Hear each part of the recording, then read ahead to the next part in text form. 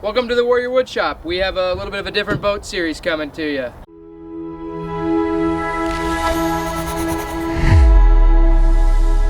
Welcome to the Warrior Wood Shop. Today we're making a motor stand for an outboard boat motor. All right, so far we finished our base.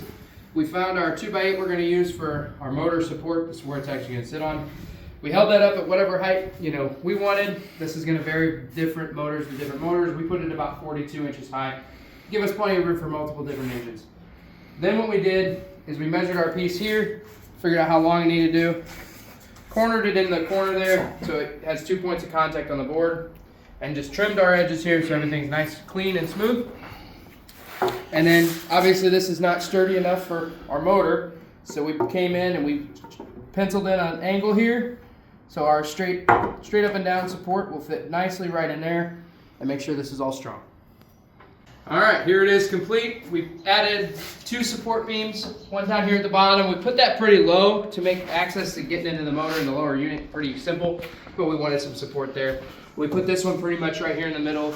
This isn't going to affect working on anything, and we wanted this structure to be bestly in the middle as we could.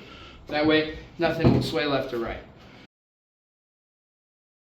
I want it on record. When are you going to have this in the water? I'm hoping to have this in the water by this summer. And it's 2026. 2026, it's February.